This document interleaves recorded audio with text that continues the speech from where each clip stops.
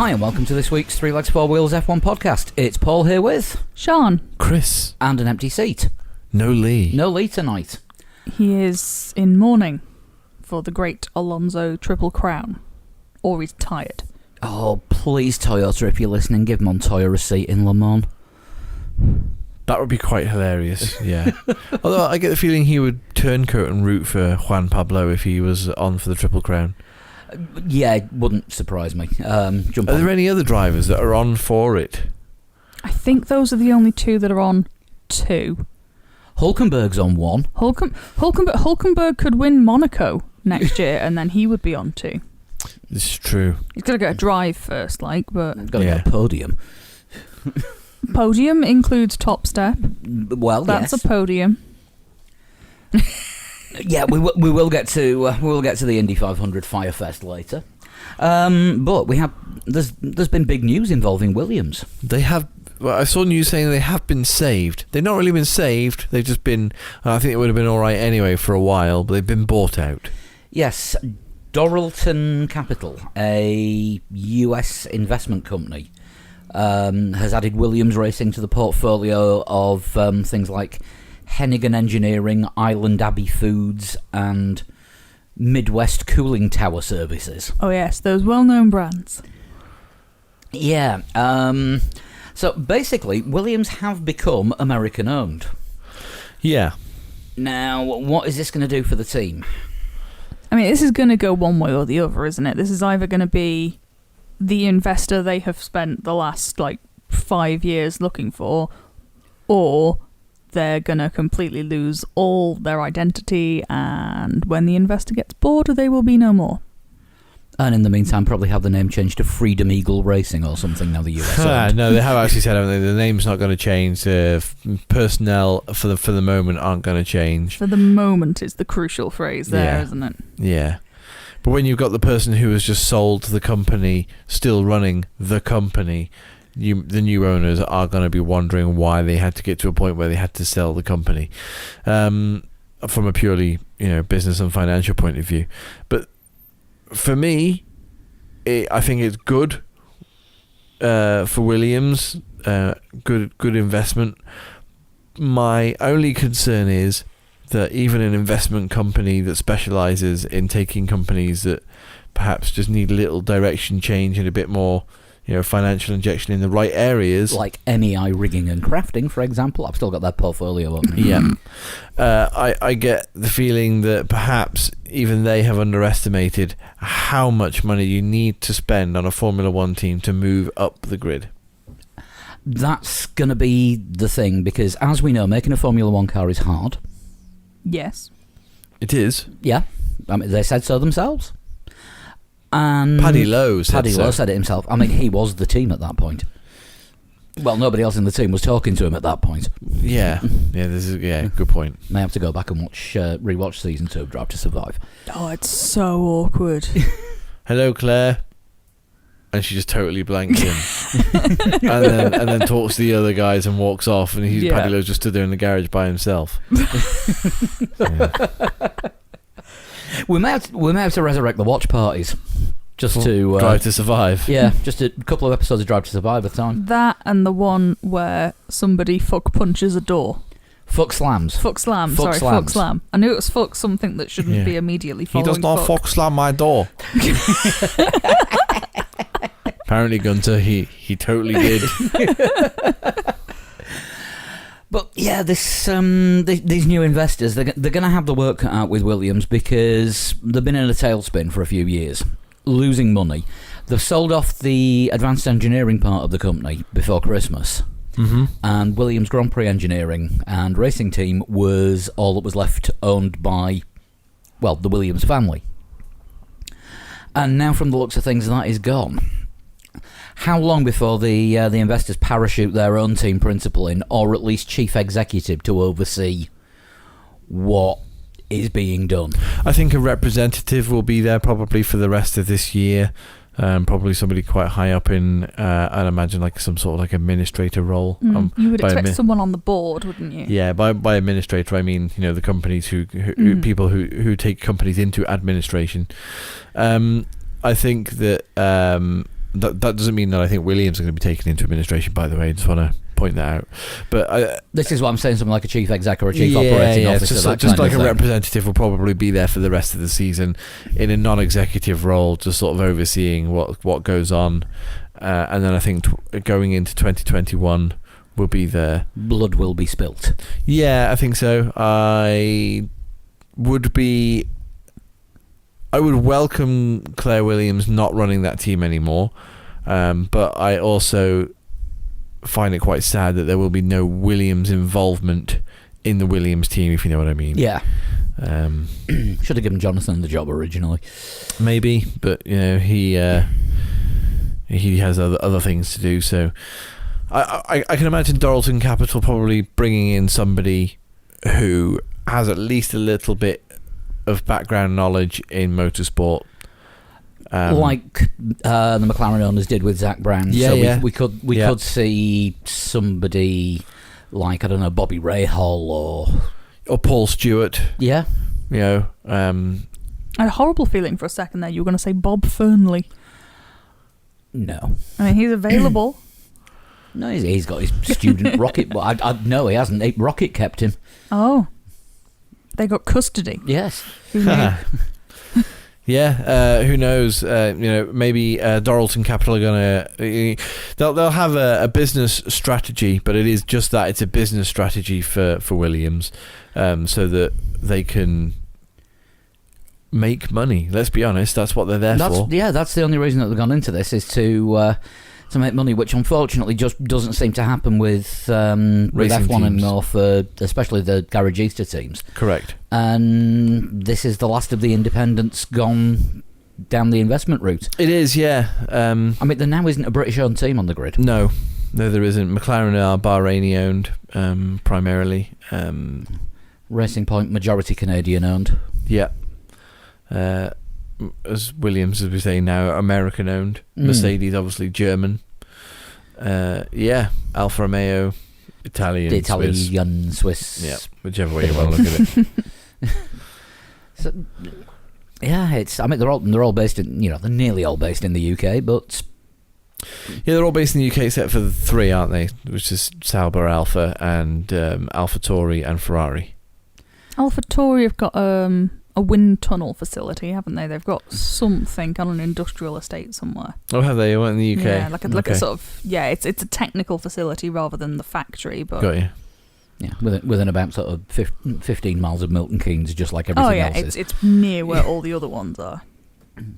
And we were saying last week, Lee is firmly of the opinion that Claire Williams was the worst team principal ever. So we open this up for listeners to see what they think. We had a few interesting responses, actually. There was a few Manisha Kaltenborns, which I think we expected. Yeah, Manisha Kaltenborn was the thing with Manisha Kaltenborn, and I thought about this after last week's pod. She was more explosive, wasn't she? Than her failings were more explosive than Claire Williams's. Claire Williams's downfall has been like a slow and steady downwards fall since probably about 20. The problems were happening before that, but 2014 was probably their last really sort of decent, successful year. Yeah, they've had podiums since, but sort of just as they sort of started that slide from 2014. 2014 was the peak, really, wasn't it? And then after that, it's all been downhill. That was the year they came second. Yeah, so it's all been downhill since then. Pretty much. And if you remember, the 2015 Formula One magazine had the at the beginning of the season picture of the new Williams was, is this a Mercedes beater? The answer clearly was no.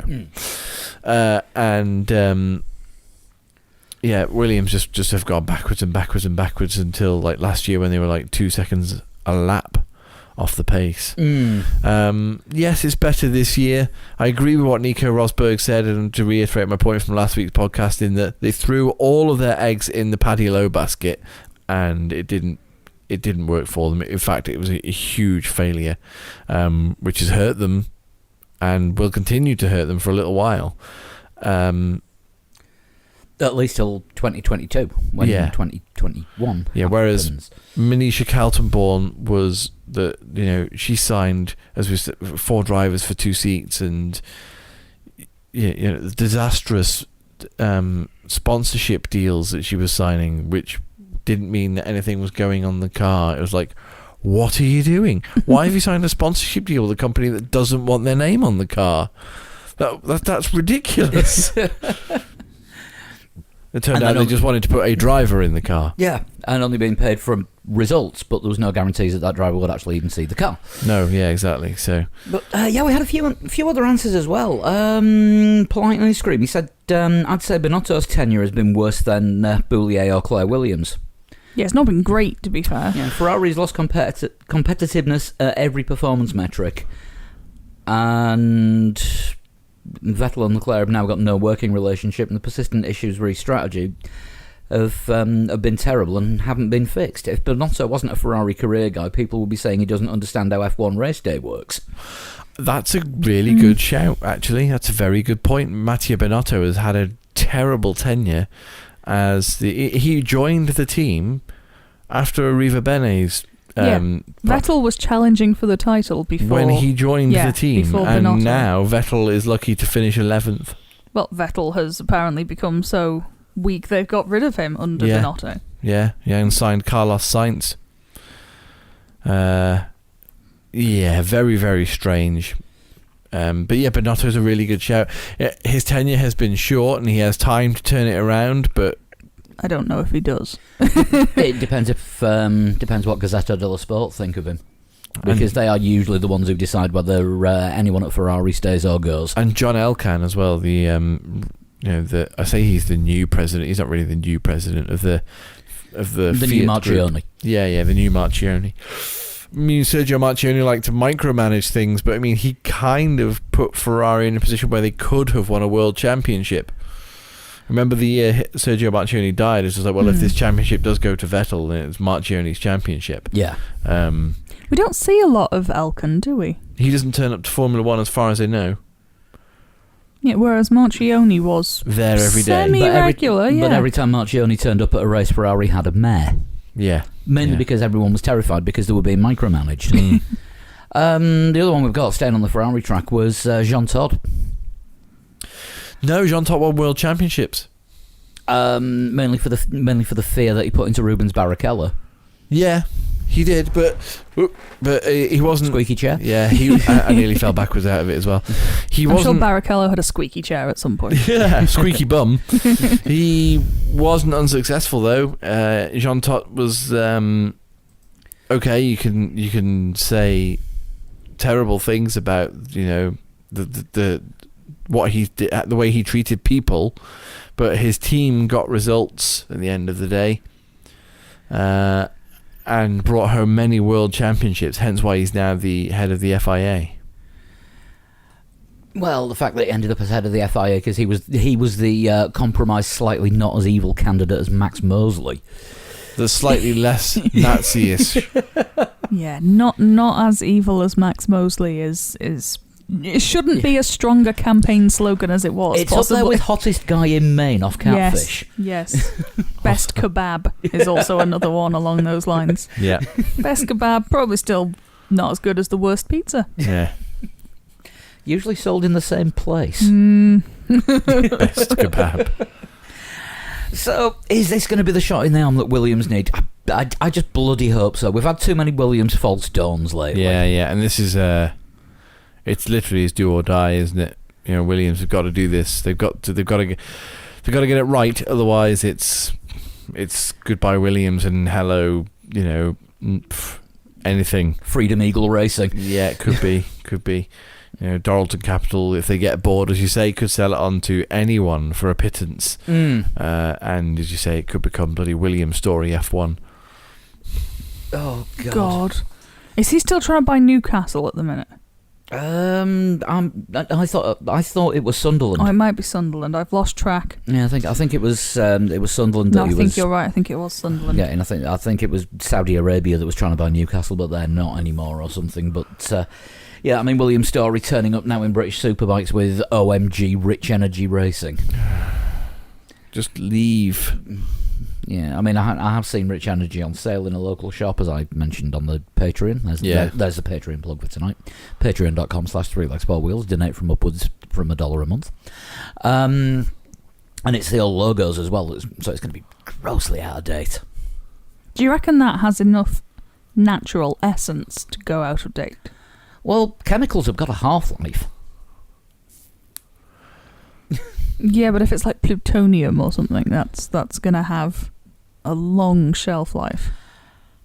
I mean, it's going to have a long shelf life anyway, because even when people see it, no fucker buys it.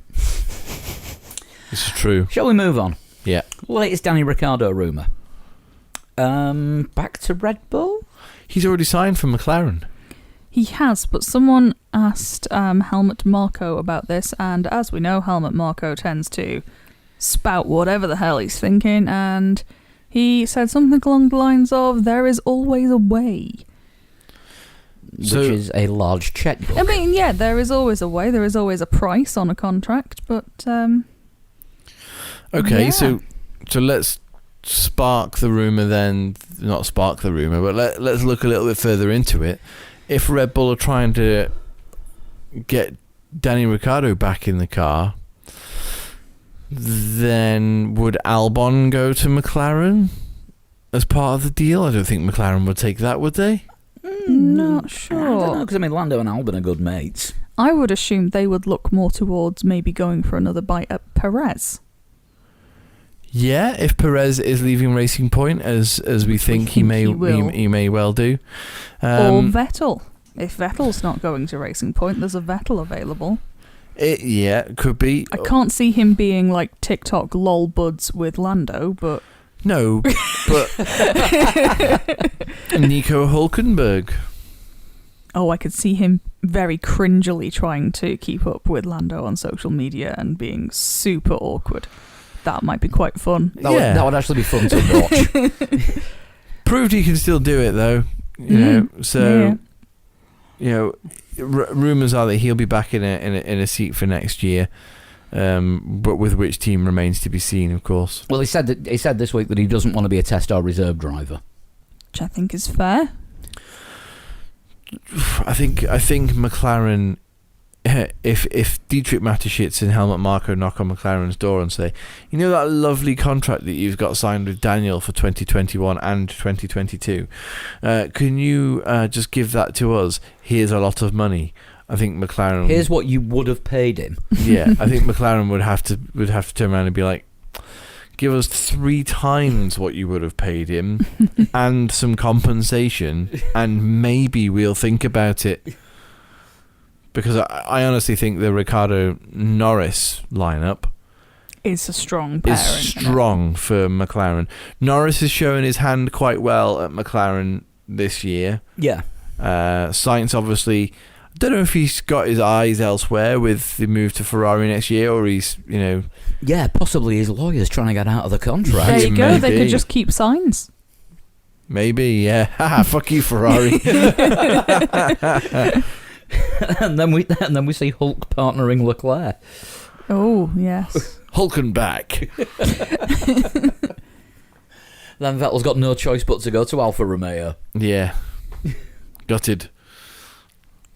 Yeah, I don't know. There's obviously still some moves to be made in the 2021 driver market, when only a few weeks ago, right at the beginning of the season, I said I don't think I saw very many moves happening after the Vettel out of, you know, as soon as Vettel's got himself a seat, I don't know what else is going to happen. But It depends if Vettel wants a seat, doesn't Depends it? Or where if that- anyone is offering. well, if Vettel goes to Racing Point, as is believed to be happening, then it's going to be Perez making way, isn't it? And I then, mean, what, the last 3 Grand Prix, Vettel's been ready to be announced, but because of Perez's COVID diagnosis, they didn't want to take the shine away from him. So, oh, you're ill and you're fired. Yeah, there was something as well, wasn't there? Vettel's going to be announced at Spa, but we've heard that before. So Fake accounts have started announcing Vettel, but fake accounts do that kind of thing. That's what they're for. yes, yeah. Yeah, we shall have to see. I mean, it will come out on a Tuesday, regardless. Yeah, and also everybody seems to be posting pictures of Vettel in green and yellow overalls. Like Aston Martin are going to race in green and yellow next year. Like, why would you think that?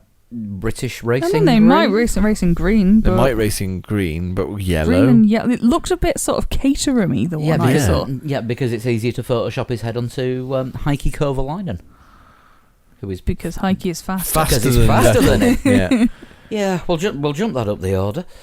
Yeah, this AWS top 10 driver. Well, top 20, I think they did. Was it 20 they did in the end? Yeah. Right. Let me see if I can find it. Are we going to get the full top of the pop style 20 to 1?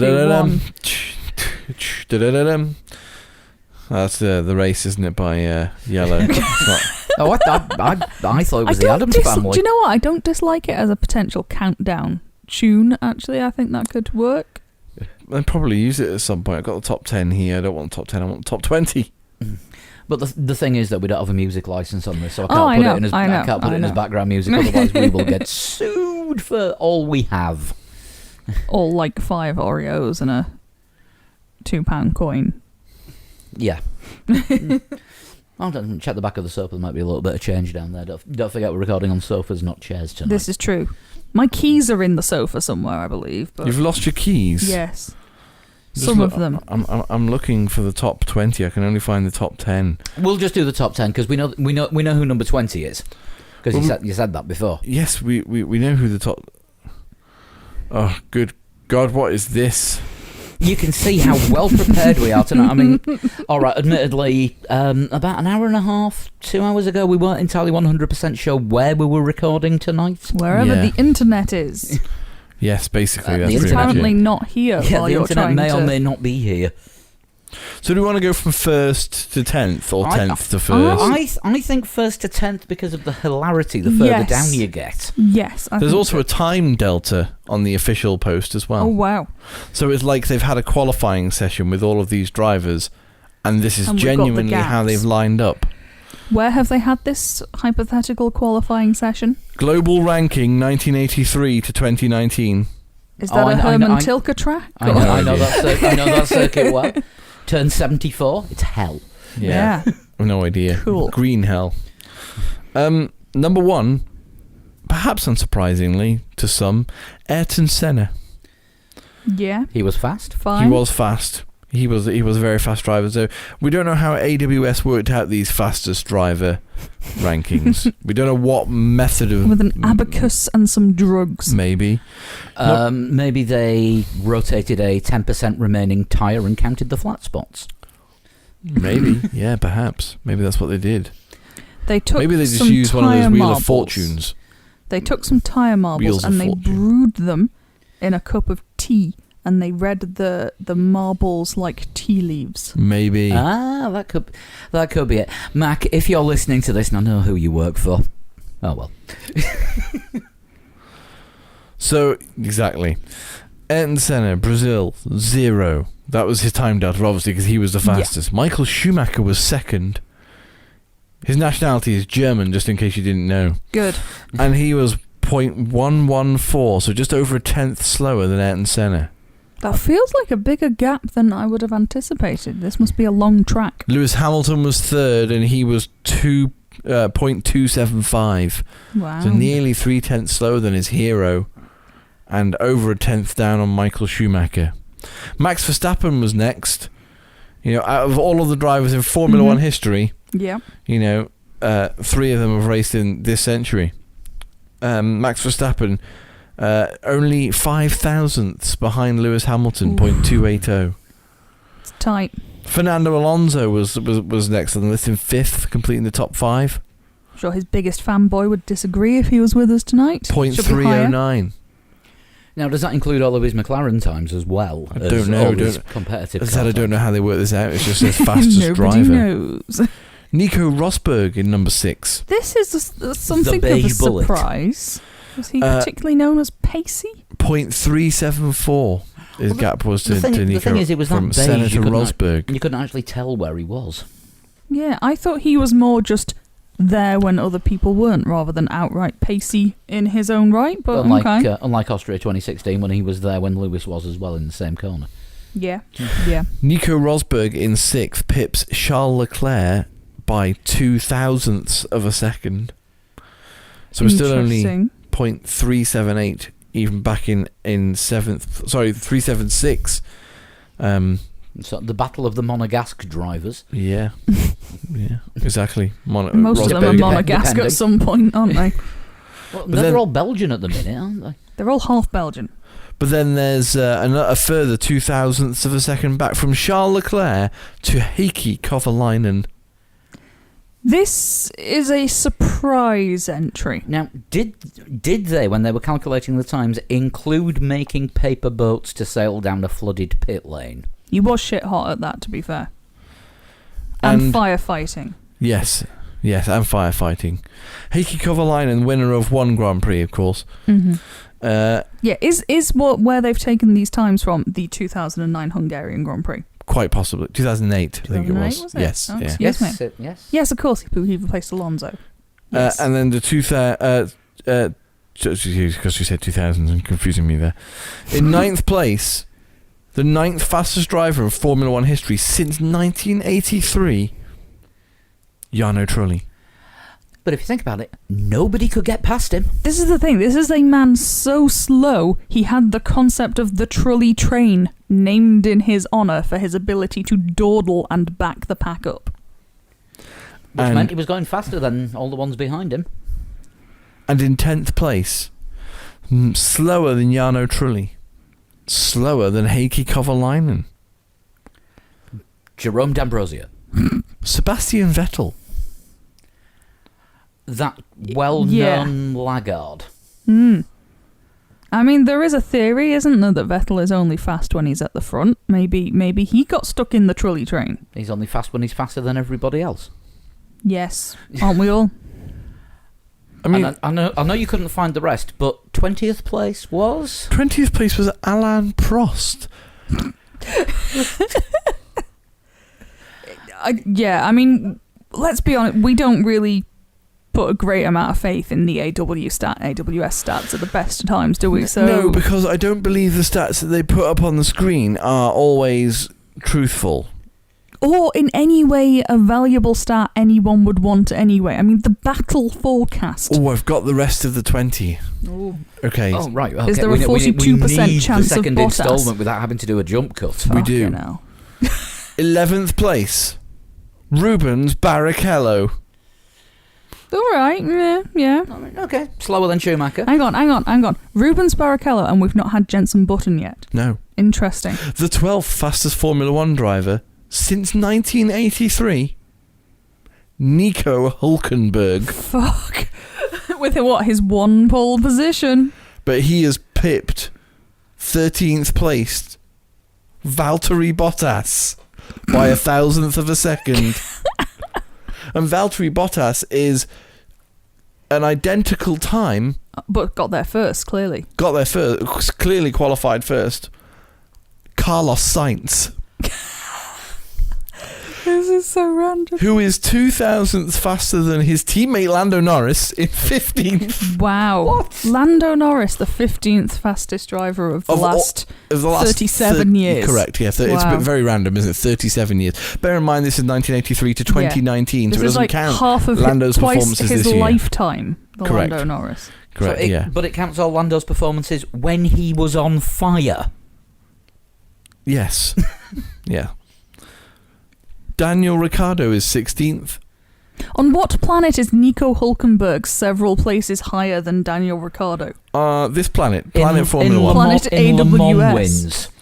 Technically, yes. Okay, so we've got Daniel Ricciardo there in 16th place. He's won races. Unlike 17th Nico Hülkenberg. Exactly. 17th place, Jenson Button.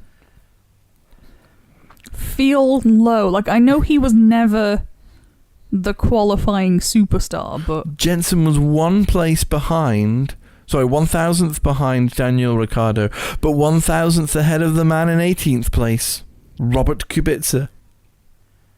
I mean, all right, he Yeah. had a turn of speed on him at times. He was a very fast driver in his first stint in Formula One. Yeah. I I think would denied argue- the chance to be higher up the list, I think. I would argue that Robert Hmm. Kubica was probably faster than a lot of the people who were further up the list than him. Well, at the time, he was seen as probably the only person who would have actually, in the right car, been able to challenge Alonso Correct. for a time, and Alonso is fifth. So, Yes. yeah, in a different set of life circumstances, probably could have been a bit higher. And in 19th place, Giancarlo Fisichella. Wow. And as already previously discussed. Good lord. And Nick Heidfeld misses out again. Yeah. Another entry in the world of disappointment. The only driver over half a second behind the lap delta of Ayrton Senna, Alain Prost, in 20th place. You know, that 4-time world champion, Alain Prost. Who was constantly battling with Ayrton Senna. Who beat him to a world championship. Many, many places slower than Nico Hulkenberg. 51 race wins, 10 more than Ayrton Senna. You know, no, he's only the 20th fastest driver in Formula One. That's because his Ferrari was a tractor. It doesn't matter. These stats brought to you by crack cocaine. That is not our sponsor this week. It's Moorish. It is definitely not. Yeah, I don't know what they've been ingesting in the world of AWS, but yeah. I would like somebody from AWS to explain how they came up with this, list, because on a first look, it kind of looks like clickbait to make Formula One fans triggered. It's been successful, I feel, in that. We've just spent the last 10 minutes being shocked by it. I'm picturing their formula as the gif of Charlie from It's Always Sunny in Philadelphia, just like losing his Doing the shit on a maths. whiteboard. Yeah. That's how I'm seeing AWS's calculation of this. So if anyone from AWS would like to come on the show at any point and explain how this was worked out, we will give the floor to you, because I'm confused. You can have the floor, the walls, and the bloody ceiling if you want. Yeah, absolutely. I mean, Turkish Grand Prix then. No. Let's move on. Yes, that was a good race. No, wait, hang on. Yes, Turkish Grand Prix. Yeah, turn 8 and a lot of other bits. Some crashy people, crashy teammates. So it looks like we could be seeing this on the 15th of November. Something like that, which is the date that's been thrown about. We spoke about the rumour last week, didn't we, that Turkey and Jerez were going to be announced at some point soon. Jerez has been debunked. It is not going to be happening. Until a Tuesday. Yeah, Turkey, however, quite likely at the moment. Formula One drivers themselves have been talking about how much they would like to return there. And, the ones who've already raced there, obviously. Yeah, it sounds essentially like this is happening, but they've just not quite got round to telling us about it we've yet. all agreed, we just haven't signed the paperwork. Jerez, though, doesn't, even though it was... you're watching our Tuesday news, will be Jerez, but no Turkey. 3 times Jerez. Yeah. Triple header at Jerez. Hey, if MotoGP can do it. But yeah, it looks like it's coming back in the bit between the final Italian race and then the triple header finale in Bahrain and Abu Dhabi. Because it's going to give them 2 weeks to get there because of driving in rather than flying in. Oh, really? Interesting. So driving to Turkey. Driving to Turkey and then driving out to the Gulf. Okay, so driving... Oh yeah, okay. So driving all of that equipment through Iraq. Yeah, that's not going to be risky in the slightest, is it? Yeah, they may have to rethink that one. Why would they be driving it? Do they not own planes? Is this not what F1 do? No, it's Bernier, isn't it? So, It is, but I would expect them to fly to Bahrain, if I'm perfectly honest. Yeah. It seems just an extra level of hassle. Or it could be that they're flying and they make a stopover on the way. Maybe. And then it turns into like a 5-week excursion. But yeah, I think we're due to get that. We're due to get that confirmed at any time, and we'll get to see the infamous turn 8, which, according to a lot of F1 drivers, is going to be easily taken flat. In modern day Formula One car. Yeah. That'll be exciting. Yeah, buy shares in Tech Pro. And place your bets on Roman Grosjean. Oh Christ! So yeah, we could be seeing that November 15th, and that looks like it's going to be the last race added to the schedule because we're counting the Bahrain and Abu Dhabi races as going ahead, even I think though they're not on the yeah. official calendar. We're pretty confident it's But happening. F1 has more or less said, yeah, that's going to be a thing, and they are going ahead with them. So it looks like we're going to get 17 races this season, which, to say that we didn't know if we were going to get anything Yeah. round about sort of March or April, they've done a bloody good job. Yeah, they have. Yeah, and as I was saying earlier on, triple headers are a little bit tiring, but I'd rather have, these triple headers and no racing at all. Yeah.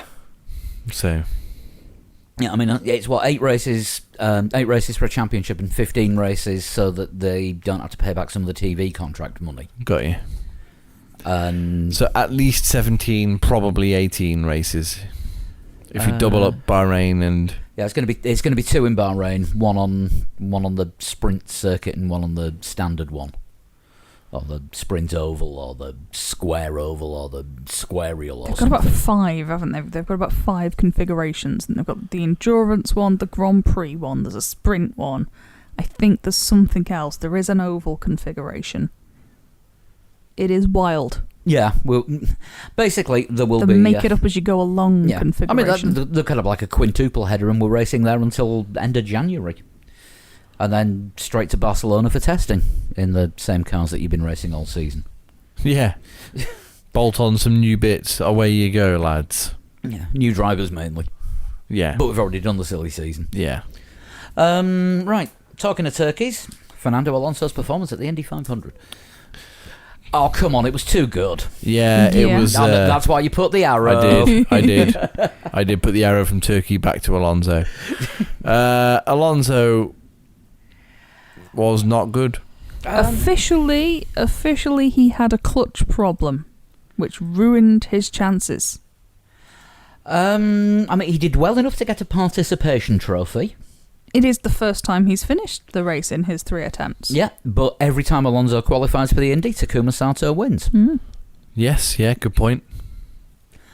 Yeah, he was a bit of a non-entity yesterday. Oh, Yeah. Can Takuma Sato win the Triple Crown? I don't think he won anything in F1, did he? Monaco. Put him in a Mercedes for Monaco. Do you reckon, Alonso and Hamilton did have the big rivalry, didn't they? Do you reckon Hamilton would, shit on him that much? They'd be like, oh yeah, just have my car for a race, it's fine. Has Sato won Le Mans? I don't think he has, but No. I'm sure if there was a chance to have a Japanese driver doing a Triple Crown in a Toyota, I'm sure someone could make that happen. Yeah, Watch but, Lewis Honda Hamilton. own him, don't they? At the moment. Watch everyone's Lewis got a Hamilton price. go and do it. Watch Lewis Hamilton go and do it. Interesting. I think Hamilton would get a bit of a rough ride in Indy, though, wouldn't he? Because he took the piss a bit the first year that Alonso did it. It was like, well, Alonso's qualified very well against all these Indy drivers. can't be that it shows hard. you how shit the Indy drivers are. But the thing is that, I mean, it just shows I'm being bitten by Dizzy here. Just shows the ex-Formula 1 drivers haven't gone to, for the most part, haven't gone to Indy and absolutely lit it up. This is Sato's second win, but I can't think of... We were talking about this on Discord last night, and there hasn't really been anyone since Mansell that's gone from F1 to Indy and taken it by complete storm. No, but obviously in the older days, and the Andretti's, the Fittipaldis, as you said just then, the Mansell. Alex Rossi's done all right. Yeah, but he really didn't do anything in F1, did he? That's true. Did he do a season in F1? I don't think he did. I don't think he even made a full season. I think he came in as halfway through. Right. I want to say his debut was at Russia or something. Didn't he, it was Didn't he quite. replace Rio Haryanto? No, Esteban Ocon replaced Rio Haryanto. I just remember the jokes about his name is Rio and he's watching from the stand. I still think that's what was one the of my best. What was the Jensen Button quote? This lad thinks he's fast, but he really isn't. that was a Jensen Button team radio quote. Jensen was underrated on the team radio. I Yeah. think he came out with the odd belter every now and then. Yeah, I know. Well, that's right. I know this guy thinks he's quick, but he really isn't. Sorry, I'm being attacked by a cat. Dizzy has strong opinions clearly on She's the. trying to bite my armpit. Come on, Dizzy, leave it alone. Come Give a shout. No, you're just going to sniff the microphone, aren't you? Oh, that's going to be disturbing. That actually showed up on the graphic. If you are listening through headphones, you can hear cat spit. But yeah, I mean, there was some other ex-F1 drivers notable by their lack of pace. Good old Max Chilton, Right at the back. right in his customary position. Yeah. Did he not lead for like half a lap just because he was massively out of sequence on the old pit stop? Yeah, I he think did. I think he did. Yeah. Felix Rosenquist, who was he Red Bull? Probably most people half were. the field are ex-Red Bull. Yeah, Felix Rosenquist, he was doing quite well. He didn't make Formula One though, did he, Rosenquist? No. No, he So- only got as far as F2 and then Formula E. Yeah. Marcus Ericsson hit the wall. Yeah. Legitimately, not just because Grosjean said so. No. And who else was it that we noticed that was in there that was ex-F1? Ooh. I mean, Pato O'Ward did a Yeah. little bit of F2. Yeah. Mhm. I want to see. I do want to see somebody from Indy, if I'm honest, come over to Formula One just for not necessarily for a season, but just if a seat were to open up for a driver, I'd like to see the Do you want to remove the biscuits from under the cat's tail? someone like Simon Pagenaud or Yeah, get Simon Pagenaud in F1 and let's just see Lando put him away. or Ryan Hunter Ray. Ryan Hunter, how old? He's getting a bit older now, isn't he? Ryan Hunter Ray. Yeah. How old is he now? He's got to be pushing 40. Yeah. So Scott Dixon, who's 40, and got as far as a test for Williams, and technical Yeah. issues meant they kept Ralph Schumacher yeah. because BMW had backed him. Hinchcliffe, he might be a good one. He'd be fun if nothing else. He's quite entertaining. Yeah. With his face mask of his own face but slightly larger. It was Very good. disturbing. We are having cat fight. I mean, Alex Palou, who's on his rookie year and seems to be doing very well, was shit in FIA Formula 3. Oh, he crashed, didn't he, in the Indy? He crashed, Yeah. but he generally has been doing very well for a rookie. That was one of my worst predictions ever. Yeah, oh, he's fine. He won't crash. Disappears into kitchen. He's in the wall. Yes, halfway through making a drink. Caution, who was it? Palou. Fuck. Yeah, missed But the yeah, crash. Missed the he crash. was one who just... Whose brakes caught Petered fire after out. 2 laps? Who was that? I've entirely forgotten. Was it James Davidson? That sounds right. Yes. Yeah. AWS still said his tyres had 10% left. That was both It was on spectacular fire. and weird. I loved the idea that he just kept driving while the flames were obviously not going out and getting quite a lot bigger. Oh no, I found out why that was going on. As it turns out, they have magnesium wheels. Magnesium is flammable. Yes, but still stop the car when the tyres are like up above the tyre. When the flames are like up above the tyre. It's fucked. Just park it. It's not getting any better by carrying on driving. Yeah. It's I not- know sometimes you get a brake fire and the best thing to do is just to get on, but that had it. It's not going to rain. No. No, once there is that much flame, there is a good chance it is not going to get any better. Yeah. Yeah, but Although, motorsport crash of the weekend has to go to Maverick Vinales.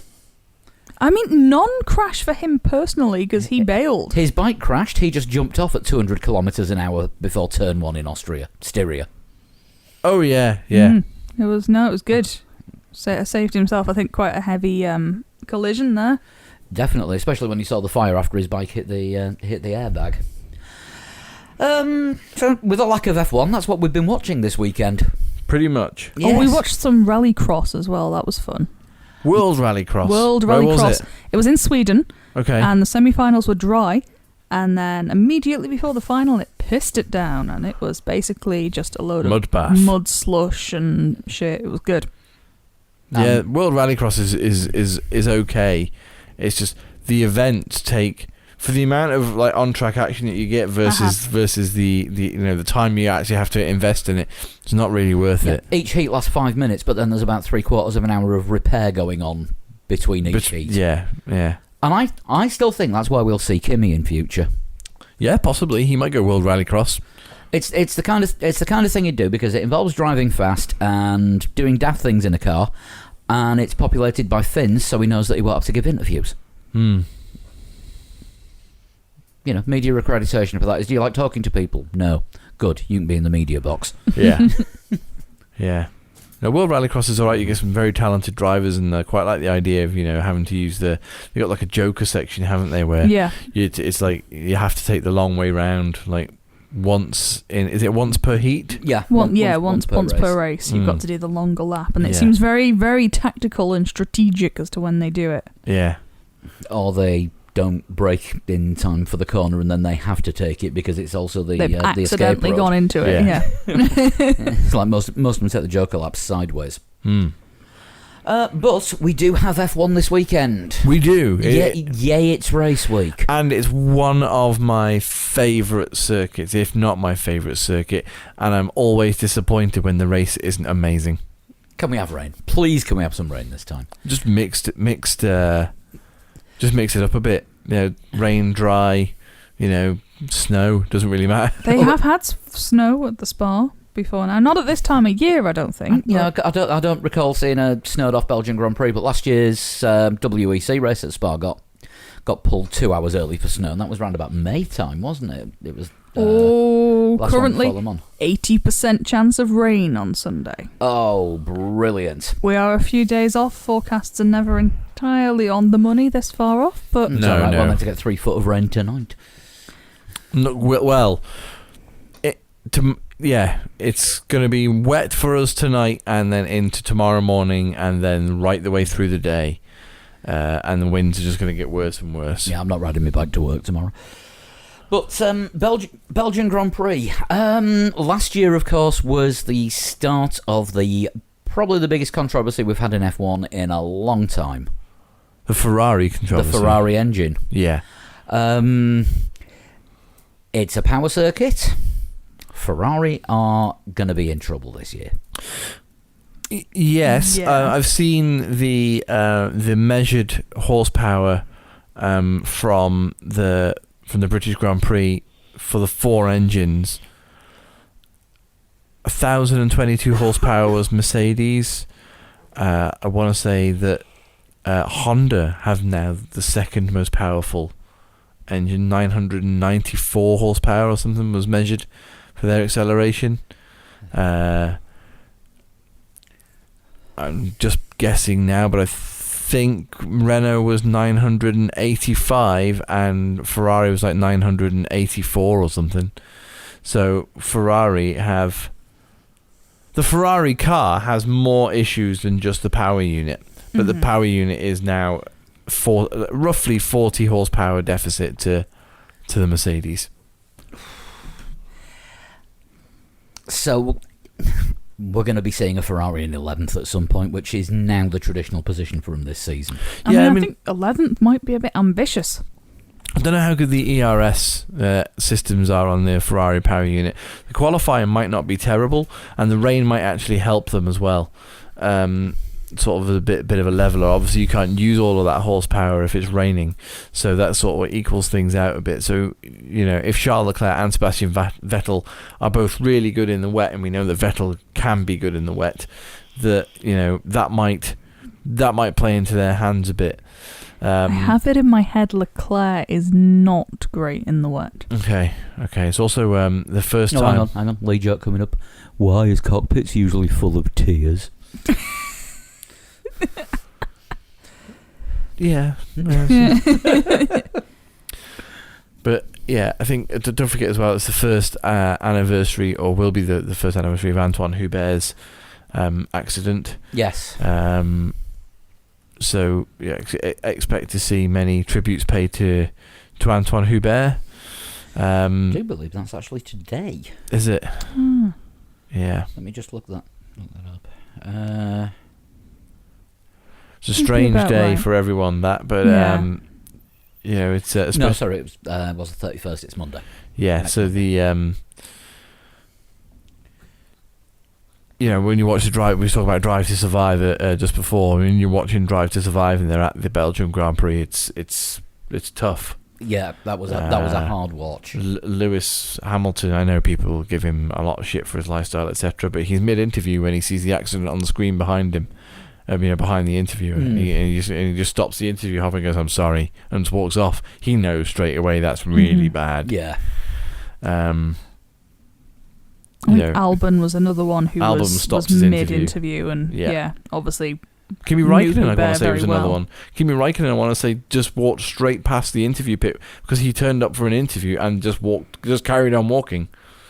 Don't know why I get the feeling Kimi could do that at any given moment. Probably, yeah, probably. But I think he was, that was an exception given, the terrible accident that happened. And Juan Manuel Correa, of course, still recovering, taking part in some professional esports racing now as well, which is, good to see he's still getting some racing done. Yeah, and by all accounts, not bad. Yeah. Mhm.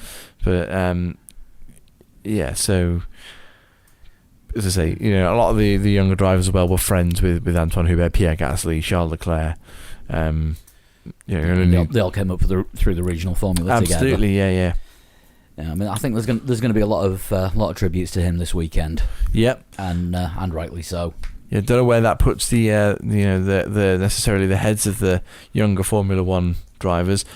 And remember questioning it last year, and it turned out they all did pretty well. If you remember, during the Belgian Grand Prix, Lando Norris's McLaren gave up on him one lap from the end. He was on for 5th place, which would have been his best finish at the time. But we were all heartbroken for Lando when his car broke down. But the as you say, power circuit. So who's got the power?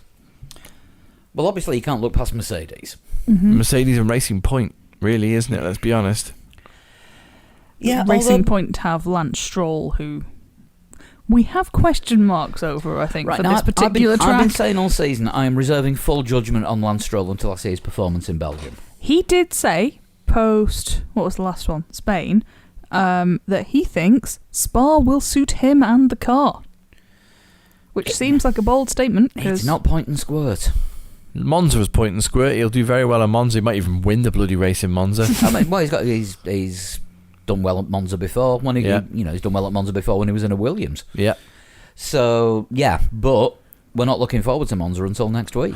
No, but the what I was going to say was to link that in with he did really well at Monza as well when it was wet. Yeah. And if it's wet at Spa, Stroll could prove the surprise package. As you said, can't really look past Mercedes, can you?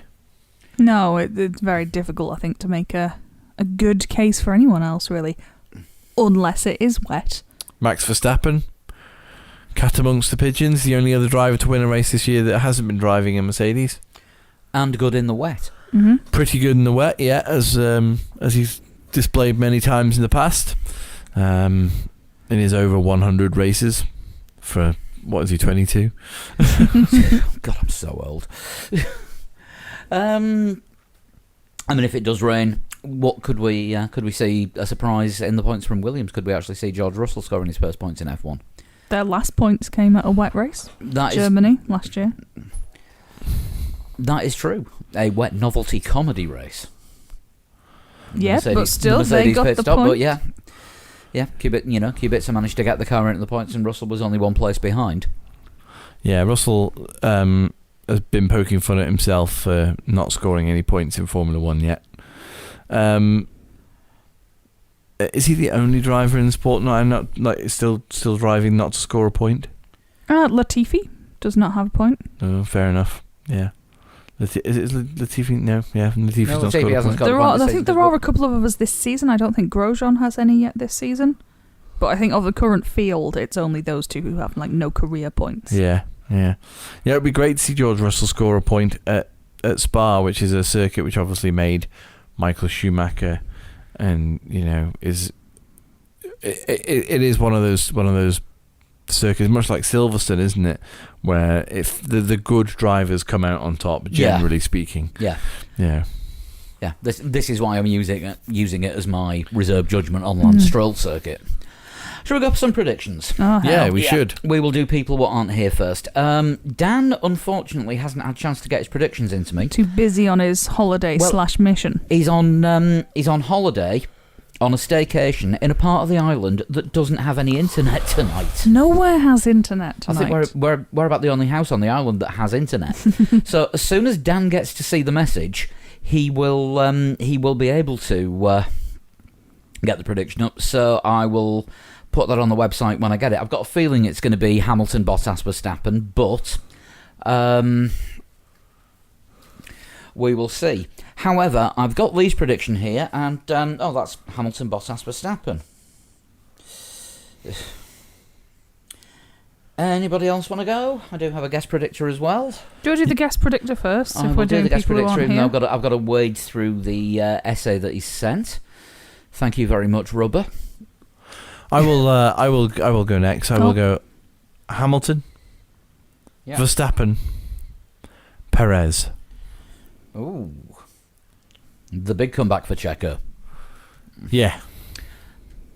Right, let's... I think they'll announce Vettel as a driver at Racing Point, and then Perez will get a podium Just and be be like, like, "Oh, now fuck what, you." bitches? So, our guest predictor, John Lawton, a.k.a. Rubber. He's never going to forgive me for this, because he's been trying to live that nickname down for years. Ah. It's what he was called on Manx Bands. That's what we all know him as. He is going for a Hamilton win, a Verstappen second, and Bottas third. And in traditional guest predictor style, we have some rock stars and wankers. He is going wankers, Ferrari's engine department yet again, the FIA for wussing out on party mode bans until Monza. I expect Racing Point will underperform yet again, but that's not exactly news. Rockstars, probably Charles Leclerc finding a way to fourth on a power track. Yeah, right. Yeah, could do. Yeah, especially if it rains. You know, Ferrari, as I say, could be the leveler for them. And even though we just shat all over them yet again, could find themselves like a 5th, 6th place. Mm-hmm. And call it an achievement. I will go for I'm going to lean towards it being wet, and I'm going to go for Verstappen, Yeah. Hamilton.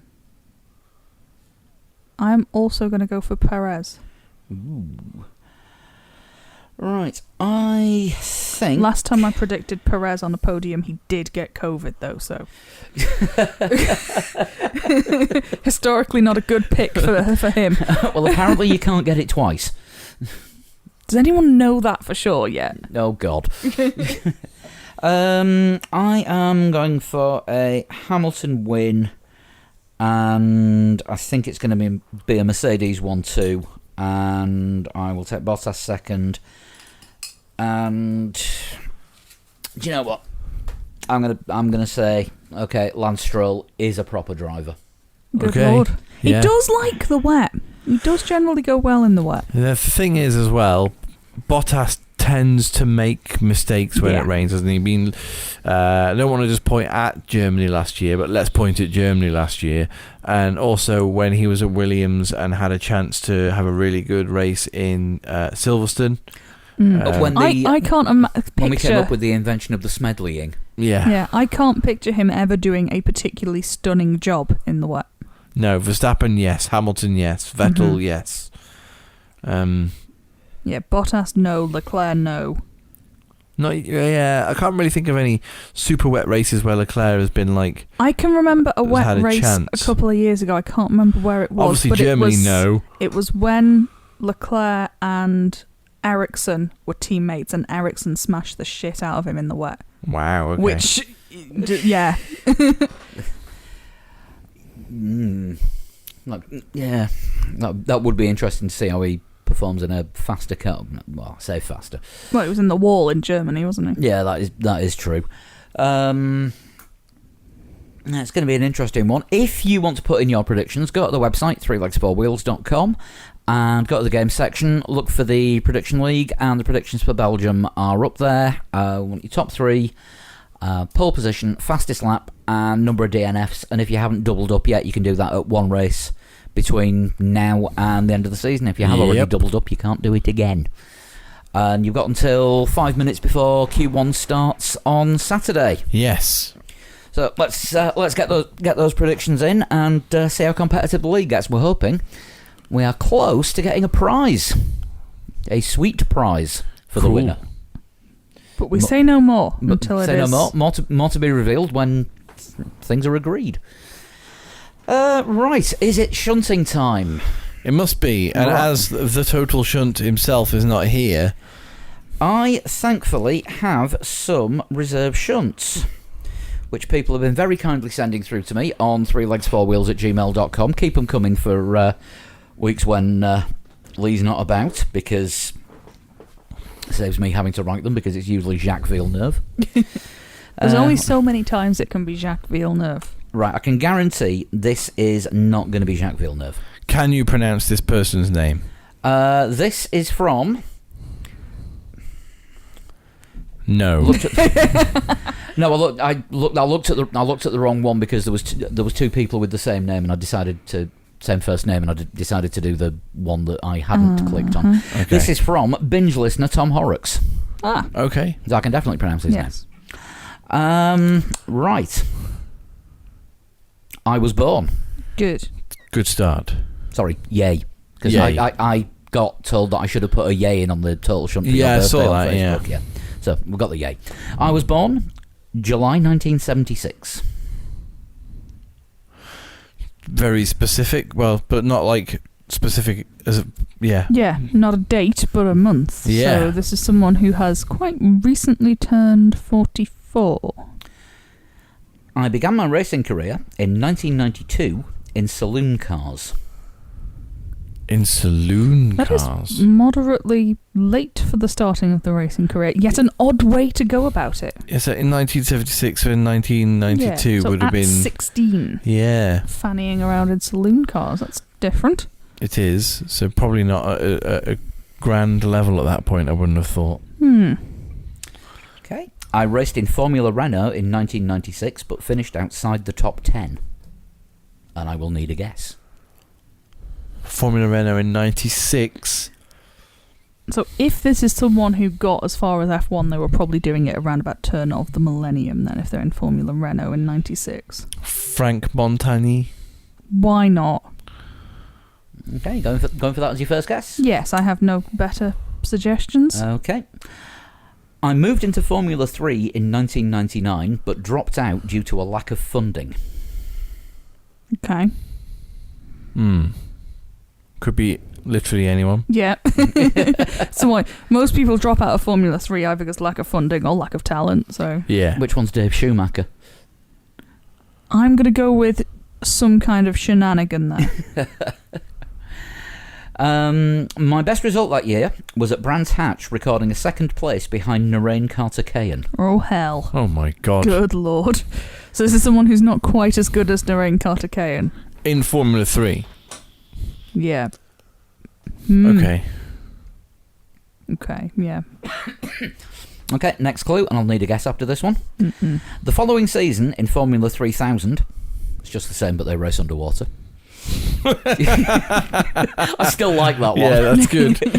Yeah. Formula 3000, which became GP2, Yeah. which is now F2. Yes. Mhm. The following season in Formula 3000, I finished 10th in the championship standings despite a 6.5G crash at Eau Rouge. Ooh. So somebody who's had a hefty accident at Eau Rouge. Kevin Magnussen's had a couple of hefty accidents, hasn't he? But he's not that old, though, is he? No. His dad's barely that old. Yeah. J-Mag is younger than me. That's crazy. Well, he must have been like 16 when Kevin was born.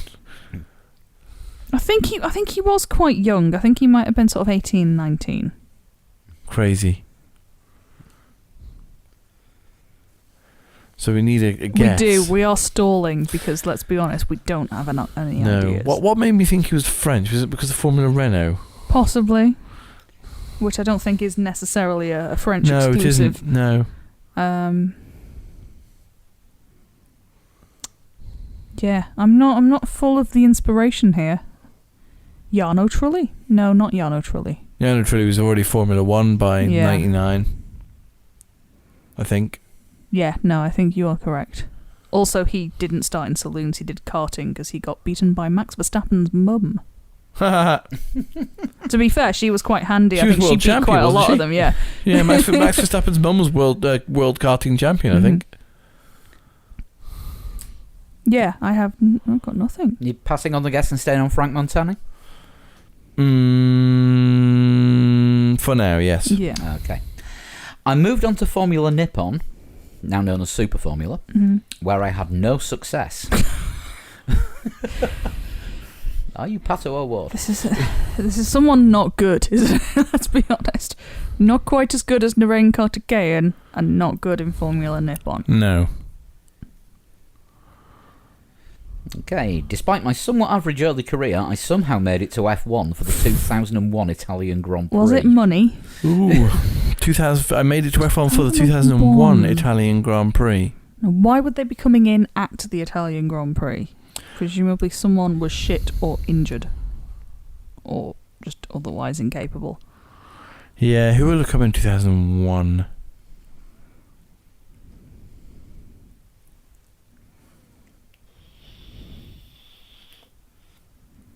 Don't know. No, I don't have much to offer. Right. My last F1 entry was the 2002 Japanese Grand Prix. It was my 18th entry, but I only made 14 starts in Formula 1. So they were not there for a long time. With a total of 0 points. Oh.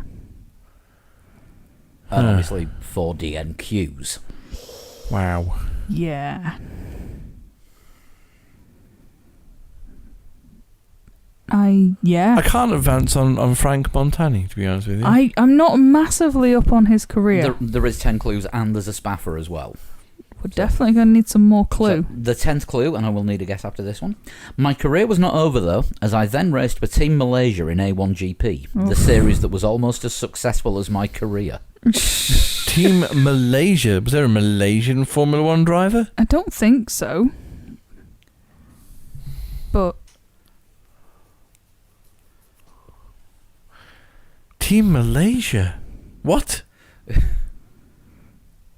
I mean, that's where Petronas comes from, so they have... That would have been around about the time the Malaysian Grand Prix was starting up, I think, wouldn't it? So yeah, they were obviously just I think was the first. throwing money at motorsport. Would you like the spaffer? Yeah, Clearly. please. Okay. My 2 Minardi teammates had slightly better career results than me. They were Fernando Alonso and Mark Webber. Yes, it does imply that they were a bit better.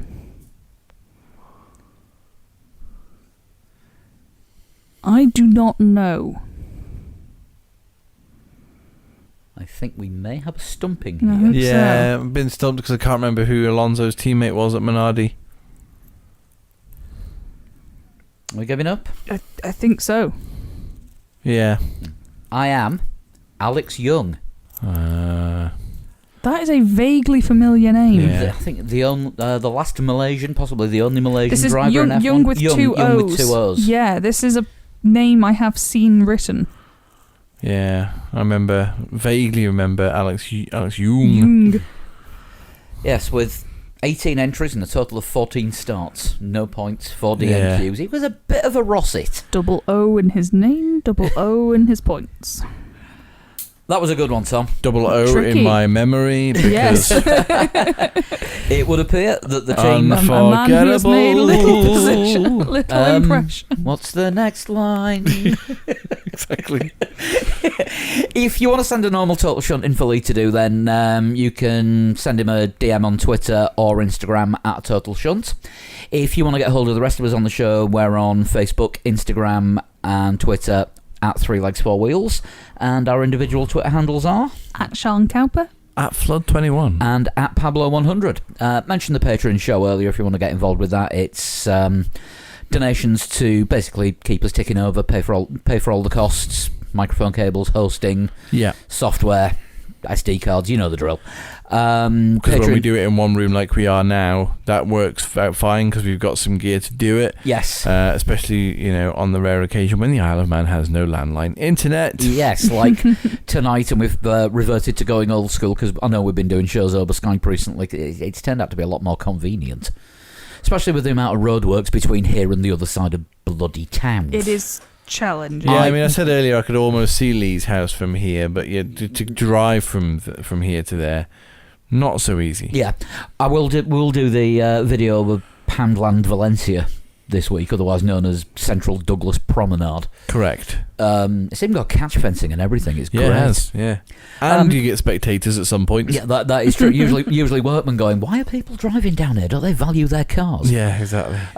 So yeah, you can go to patreon.com/3legs4wheels, pledge from anything from $1 or equivalent in sterling and euros upwards per month. Gets you an extra show, sorting the merch out for regular Patreon listeners and donators. And you get to hear all the other sort of random thoughts that we've got that aren't F1 related. Hoping Formula Lee comes back next week, because apparently there has been a new patch for the F1 2020 game, which stops people from cheating in time trial mode.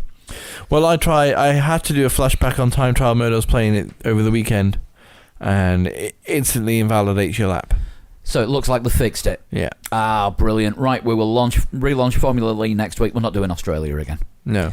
So I'll decide what car and weather conditions in the intervening week, and we'll get that kicked off from the next show, and we'll try and work our way through what would have been the 2021 calendar. Okie doke. 2020, you mean? The 2020 calendar. Been a long day. Some year. Yeah. Been a long year. Yeah, 2021 isn't happening until 2022 anyway. Don't forget to join us on Discord for qualifying in the race this weekend. If our internet's working by then. If the internet's working, we will be about. Might actually start doing voice chat during the race, because we did it during Indy last night and it worked all right. Yeah. I found it distracting while watching the race, if I'm honest. I found it difficult to follow race on TV while you were chatting. I might have to go watch it in a separate room. Yes. We'll work something out. Open a voice channel. I don't have to be on it. But we'll definitely be on the text chat during the race, and that's about it. We will see you next week. We will indeed. We will. Bye-bye. Bye. Bye.